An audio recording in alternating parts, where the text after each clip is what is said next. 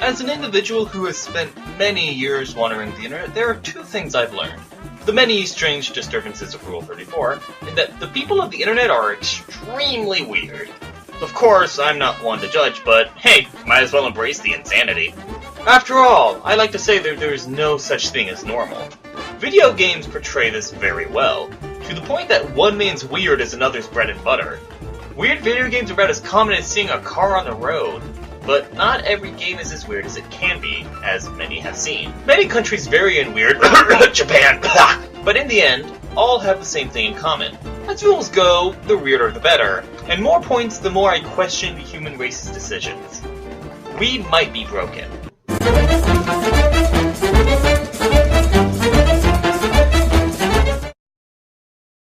Is there a name for those obscure games you overlook on Steam? There are so many of them, you'd think the internet would have come up with some kind of term for them by now. So, for the sake of this video, let's just call them Steam Scraps. If I had a quarter for every Steam Scrap I scrolled past, I could get a new computer. With the way Steam Greenlight works, we continuously get games of varying quality. And one title that just kept coming up was some game called Crush Crush. Seriously, I have no clue how many times this thing passed me by before I finally chose to take a look at it, and oh boy. This game isn't as straight up bizarre as the other games on here, but there are the few choices this game makes that make you wonder.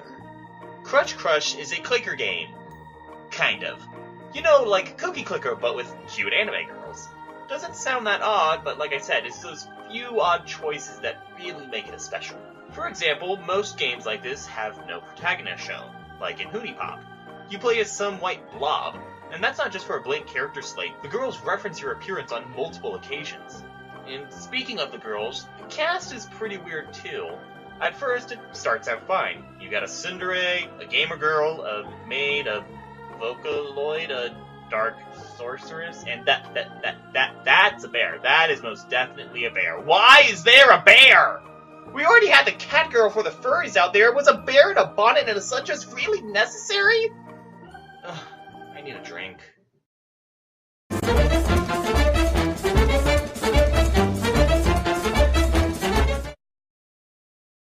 When doing my research, it turns out that a lot of people made lists about all the weird video games out there. Can't be too surprised, I guess. But one series of games somehow made it onto almost all of them. Apparently, Konami spent a good 20 years making a series of games called the Parodius series.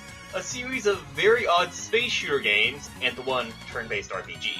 And yeah, this is a weird series of games. It takes the normal space shooter spiel and replaces it with this. Well, if you can't beat them, you just take a dump on them and laugh from afar. That's how parodies work, right? All of the games in the Parodius series aren't too different from another, so I could have easily put all of them on here. But I chose to break it down. It came between Gokujo Parodius and Sexy Parodius. Gokujo certainly had some odd designs, but Sexy was...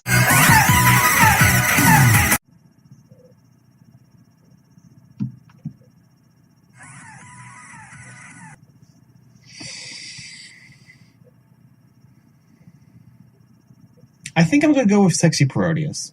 Kind of like Crush Crush, it's not all that bad except for the design details they decided to go with. Every part of this game is just filled with that extra bit of sexy Japanese stuff. You know, stuff like penguins and corn. Everyone loves corn, right? Gokujo might have had a lot of craziness to it, but the thing that made me choose Sexy Parodius was at the end of the game, the main villain, I think. It's hard to tell, I can't read anything that's going on. And honestly, the visuals only help so much. The scene that ends off the game has this octopus guy getting crushed under this naked woman's ass. Don't see that every day.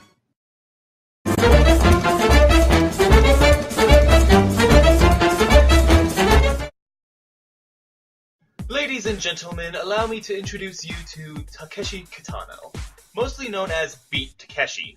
Mr. Kitano here is a film director, and an actor, and an author, a comedian, a TV host, a screenwriter. Basically, this guy did everything. Seriously, this guy wasn't a jack of all trades, he was the king of all trades. But what many may not know, Beat Takeshi was a one-time video game developer. All he needed was one game to give the gamers of the world aneurysms for years to come. The gaming company Taito approached him asking him to sponsor a game. And instead of just saying, "Tashika ni naze fukudai wa nai," he chose to be involved in the entire development, and thus Takeshi's Challenge was born. This game is known as one of the most difficult games ever designed. The weirdness comes from how difficult the game truly is. This game throws you through so many different loops and hurdles that no logical person would do. But how strange can this game get?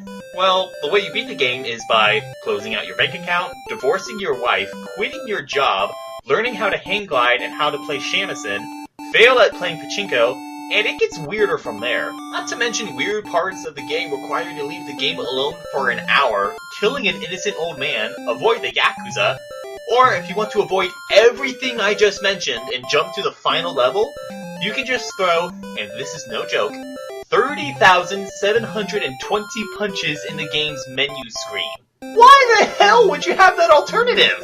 No one is that crazy! I would rather watch paint dry! I would rather go into the Grilled Mormon shop, which I highly recommend against because they taste awful.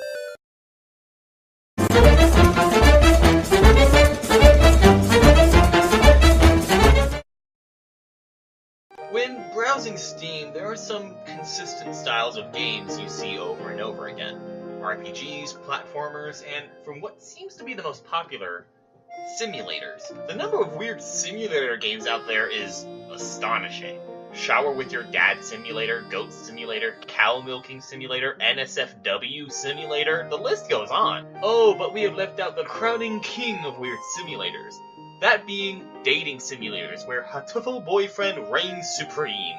Now, I first want to say I don't want to make fun of people who play dating sims, mostly because I've played several of them, Huni Pop, the Sakura series, Max's Big Bust, but I'm pretty sure Hatuful Boyfriend pushes the envelope a little too much. Quick show of hands, how many of out there have wanted to date a pigeon?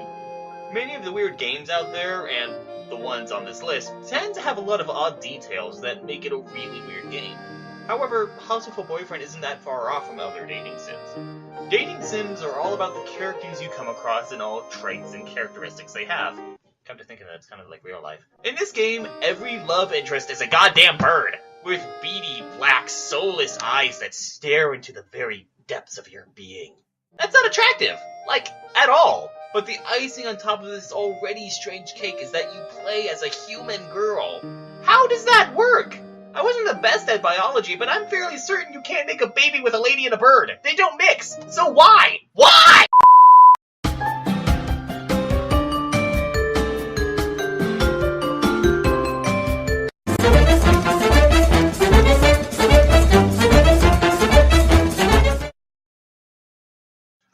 The 90s were both a glorious and a very odd time for video games. Not that I would know, I was only like 4 years old during that time. But I mean, come on, we got games like Crash Bandicoot, Mario 64, Final Fantasy VII, Banjo-Kazooie. But then we got the weird animal craze that happened alongside it.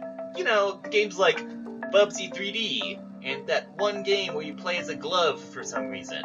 It seems that every great game that came out, there was another odd game to accompany it. For example, we once talked about the fun oddball of Buck Bubble on our Pokemon series. And while that game seems pretty good, we also have its strange counterpart, Mr. Mosquito.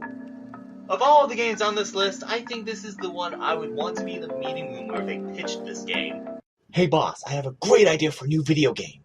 Uh-huh. How about you play as a mosquito? Uh-huh. But let's make him slightly cybernetic with big googly eyes. Uh-huh. And the main objective of the game is to annoy the hell out of the family while trying to suck their blood. So, what do you think?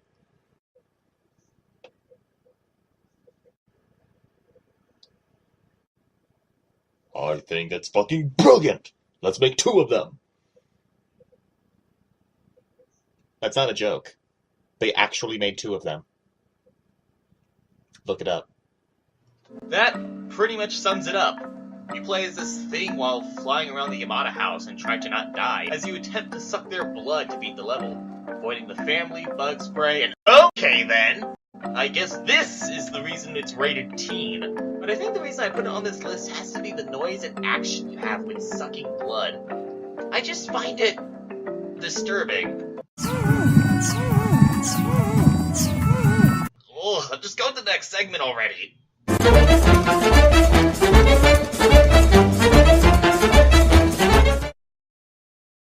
Many of you might be thinking that just because a game is weird, it's automatically a bad game. Not so. I actually do recommend some of the games on this list just to see how much entertainment you can get from them. The reason I bring this up is, and keep an open mind, the idea of having Conkers Bad Fur Day. I said open mind. This is the entry I'm most scared to talk about, but I feel I need to. But before I continue, I want to make it very clear that in no way do I think poorly of Conker. I haven't played the game personally, but from what I've seen, this is an amazing game, filled with so much charm and all kinds of gags and the enormous amount of movie references peppered throughout it, that I can clearly see why the internet loves it. But I think that's the reason why people overlook just how weird Conkers Bad Fur Day actually is. Yes, it has loads of charming character, as do most of Freer's creations, but something weird comes around the corner every other second of the game. To start off, the main character is a squirrel struggling with a hangover and fights with a frying pan. There's a German cyborg, a beehive turret gun, a sunflower with boobs, a boiler with testicles, Balls of Rasta! and need I forget, a literal mound of shit that sings opera. I am the great mighty Who, and I'm going to throw my shit at you. And that's just in the beginning of the game. The end of the game has a Matrix-style bank heist, a xenomorph popping out of the bad guy's chest, one of the biggest fourth wall breaks in history. Why don't people talk about how weird this game is? I mean, don't get me wrong, this is all hilarious and creative and I love it, but not once in my life has anyone ever acknowledged just how odd it gets at times. Conkers Bad Fur Day. The game's so weird it's good. One we'll most likely never get again.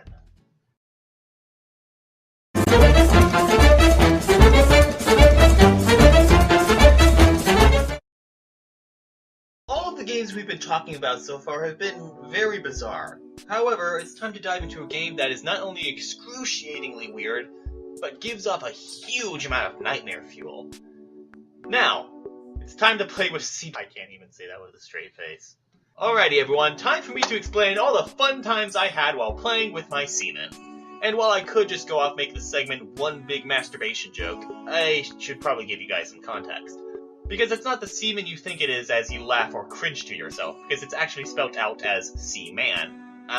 Are you referring to a merman? Oh god, I wish I was. Sadly, I'm talking about this thing. Seriously, what the fuck is this thing? This game would have been pretty normal if not for these things having human faces. Fun fact, this is actually the face of the game's producer.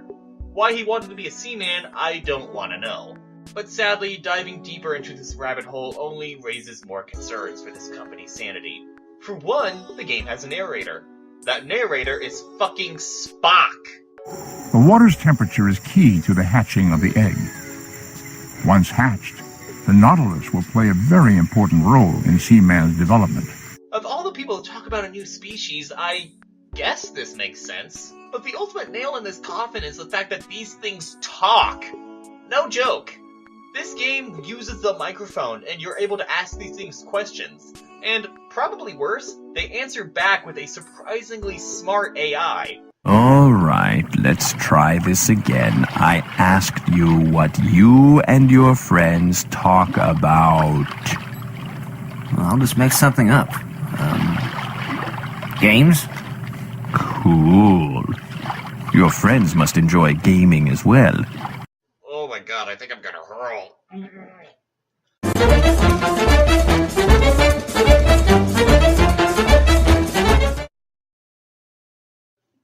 Oh, sorry about that. I think I'll be okay, as long as I don't see anything too...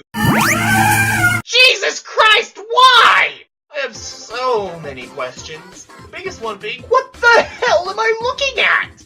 Simply put, Muscle March is one odd game. We're again at a simple game that was taken way over the limit. The gameplay itself is normal. It's just a posing game where you pose to match the holes in the wall so you keep up with the others. But it goes to insanity with everything else. This game is about a group of bodybuilders and a polar bear who got their protein mix stolen and are on the hunt to retrieve it. Have to get your teen on, I guess. The designs of everything in this game confuse me.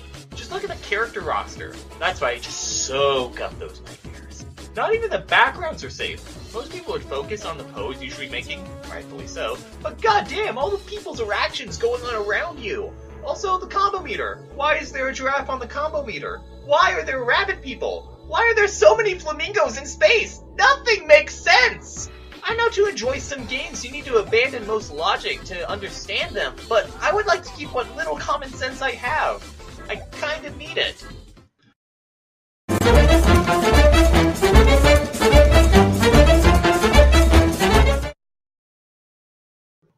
If there's one thing I've learned by researching all of these games, it's that we cannot trust Japan with anything.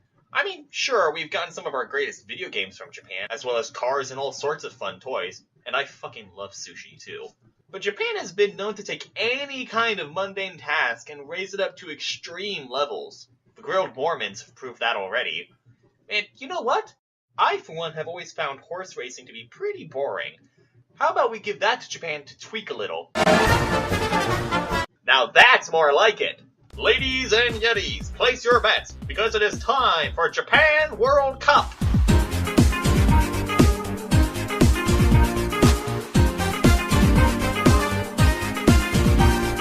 Out of all the games on this list, this is by far my favorite, and the most entertaining.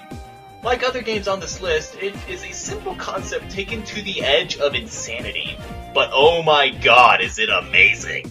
The Japan World Cup games are about a series of horse races you bet on, made ever so slightly different from the fact that some of the horses are actually bulls, giraffes, or people in costume with other people riding them. Every race starts out the same, but once that gun sounds off, all hell breaks loose. This is a game where you cannot predict what will happen on your first playthrough. And it doesn't matter who passes the finish line first, everyone is a winner. Some of the events include horses walking upright and occasionally doing ballet, people stripping, a yeti riding a Trojan horse, horses driving in cars, and river dancing jockeys. God damn do I love Japan.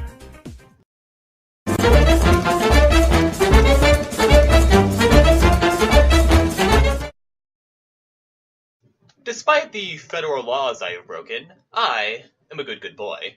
I've only ever gotten drunk once on my 21st birthday, I've never been arrested, and I haven't been in a fight since middle school. And above all, I have never done drugs. Nor do I intend to in the future. But you know, I have been curious. Of course, not enough to ever take acid, for example. If only video games could help me take an acid trip. Well, worry no longer, because LSD Dream Emulator is a thing that exists. Where do I even start with this thing? One of the ways I have judged games on here was, the more I was left speechless at what I was experiencing, it made it clear that it belonged here. And even though LSD Dream Emulator was summed up by its titles, I could find no words to give a clear-cut description. But then again, the game never says you're having an acid trip, because that would be a big no-no in the legal department. So it peddles these cheap acronyms like, In laughter, the spiritual dream. and In logic, the symbolic dream. and my personal favorite, Lucy in the sky with dynamite. what is this game? Go home, Japan! You're drunk! So, where does that leave me with the rest of this segment? All you really need to know is that this game was designed with every code and polygon of its being to make absolute zero sense. I didn't want to download the game out of fear of what it might do to my computer, but found fortune in the channel called First 30 Minutes.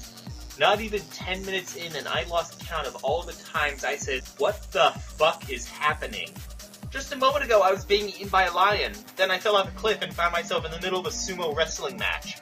And now there is a double-sided head skipping away. Excuse me, can you help? Never mind, you're gone. If there's one thing to take from this game, don't do drugs. Didn't think I needed more motivation not to.